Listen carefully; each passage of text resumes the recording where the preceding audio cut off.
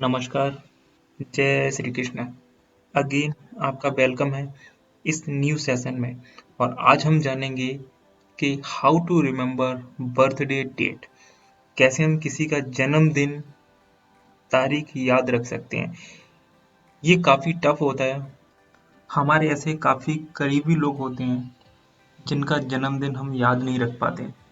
हमारे ब्रेन को डिजिट याद नहीं होती, इस कारण से हम कई बार भूल जाते हैं, लेकिन ये याद रखना बहुत ज़रूरी है। और आज हम इस सेशन में जानेंगे कि किसी का डेट ऑफ बर्थ और दिन कैसे आप याद रख सकते हैं। ध्यान से इसको समझना है। अगर आपने इसको ध्यान से समझा और इसमें जो हम एक्सरसाइज करने के लिए आपको कहेंगे वो आपने की, तो मैं आपसे ये वादा करता हूँ कि आप आगे से किसी का जन्मदिन नहीं भूलेंगे। तो हम समझते हैं कैसे याद रख सकते हैं। आगे बढ़ने से पहले दो चीज़ इम्पोर्टेंट मैं आपको बताना चाहूँगा। इसके लिए सबसे ज़रूरी जो मैंने आपको कोड्स बताए थे, 0 से लेकर 9 तक जो कोड्स है वो आपको अच्छे से आना चाहिए। अगर आपको वो कोड्स अच्छे से याद नहीं है तो कृपया मेरा निवेदन रहेगा एक बार उनको आप देख लें, समझ लें, अच्छे से रीड कर लें। Second, shape method.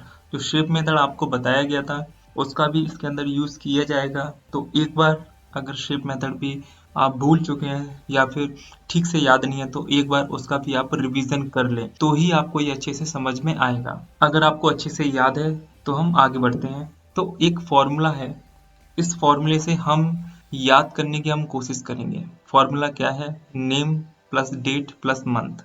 ओके, जैसे कि आपके सामने एक एग्जांपल है, Raj birthday is on 15 June. 15 तारीख को राज का जन्मदिन है। अब हमको ये याद करना है। तो इसमें नेम क्या हो गया? राज। डेट क्या हो गया? 15। 15 को हम डिकोड करेंगे। जैसा कि पहले आपने ये सीखा है, 1 का टी और डी होता है, हमने यहाँ पे डी लिया है। 5 का एल होता है, तो डी और एल करके हमने डॉली बना दिया।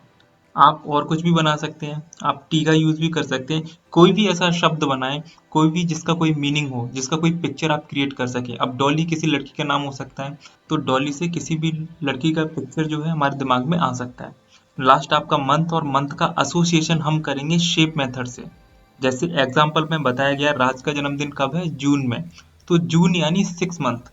अब 6 मंथ की अगर मैं बात करूं तो 6 का शेप कैसा है? 6 का शेप होता है एक हॉकी स्टिक की तरह। एक हॉकी स्टिक की तरह 6 का शेप होता है। इसको आप स्टेप बाय स्टेप देखेंगे। सबसे पहले नाम, फिर डेट और फिर मंथ। तो जब आप इसकी एक स्टोरी बनाएंगे, इसका एसोसिएशन, इमेजिनेशन और रिडिकुलस, ये तीनों चीज़ों का यूज़ करना है। स्टोरी थोड़ा सा फनी बनाएंगे आप, साथ में आपको इमेजिन भी करना है। जिससे कि अच्छे से आपको याद हो जाए, आपके सबकॉन्शियस माइंड में वो चीज़ चली जाए। और साथ ही में हम एस क्यू और आर क्यू भी करेंगे, सेल्फ क्वेश्चन और रिवर्स क्वेश्चन। ठीक है, एक बार देखते हैं। तो सबसे पहले नाम को हम लेंगे राज। राज के जन्मदिन पे डॉली नाम की लड़की आई। सेकंड आपका डॉली था तो हमने डॉली लिया।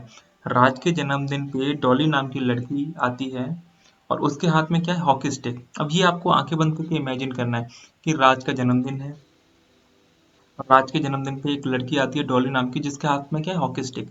इसको अगर आप जब डिकोड करेंगे, या फिर इसको पहले एस क्यू और आर क्यू भी आप करें। जैसे राज के जन्मदिन पे कौन आया? राज के जन्मदिन पे डॉली नाम की लड़की आई। अच्छा, डॉली के हाथ में क्या था? डॉली के हाथ में हॉकी स्टिक था। हॉकी स्टिक कौन लेके आया? डॉली लेके आई। डॉली कहाँ पे आई? राज के जन्मदिन पे आई। तो ऐसे अगर 4 से 5 बार अगर एस क्यू आर क्यू करेंगे तो आपको ये अच्छे से याद हो जाएगा। अब आंखें बंद करके इसको डिकोड करो। राज, राज के जन्मदिन पे कौन आया? डॉली। डॉली को डिकोड करेंगे तो 15 आपका आ जाएगा। और डॉली के हाथ में क्या है? Hockey stick. हॉकी स्टिक का शेप कैसा है? 6 जैसा, यानी मंथ आपका जून हो गया। तो आपको याद आ जाएगा कि राज का जन्मदिन 15 तारीख को जून के महीने में है। इस तरीके से ये आपको याद हो जाएगा। इसके बाद एक और एग्जांपल हम देखेंगे और इसकी प्रैक्टिस हम करेंगे। सेकंड हम देखते हैं, मनीष बर्थडे इज ऑन 26 अप्रैल। आपका एक फ्रेंड है मनीष, जिसका जन्मदिन 26 अप्रैल को है। हमें ये याद रखना है। हमें ये याद रखना है। अब ऐसे हम याद करेंगे तो भूल जाएंगे, जैसा कि आम तौर पे हमारे साथ में होता है। तो हमने इसको पहले अलग अलग, इसको हमने थोड़ा सा ब्रेक कर लिया। नेम मनीष, डेट 26, 26 का 2 और 6 का हमने डिकोड करके नाग इसका कर लिया, ये नाग। और मंथ का अप्रैल कौन सा मंथ है, 4th मंथ है, 4 का शेप होता है चेयर की तरह। सो पहले मनीष, फिर नाग और फिर चेयर, इन तीनों को एक स्टेप बाय स्टेप आपको एक सीरीज में लगाना है। सो इसकी हम स्टोरी क्या बना सकते हैं, मनीष के जन्मदिन पे नाग आया और वो चेयर पे बैठ गया। इसको आपको इमेजिन भी करना है, रेडिकुलस हमने इसकी स्टोरी बना दी है, और इसको एक दूसरे से एसोसिएशन करना है, जो कि हम कर चुके हैं। ये बहुत जरूरी है, अगर इस फॉर्मेट में आप याद करेंगे इस तरीके से तो आप कभी भी नहीं भूलेंगे।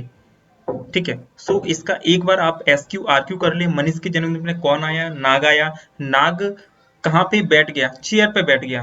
चेयर पे कौन बैठा, नाग बैठा। नाग कहाँ पे आया, मनीष के जन्मदिन पे आया। इस तरीके से इस सीरीज में याद करेंगे तो नहीं भूलेंगे। मैंने आपको ये चीज बताई है।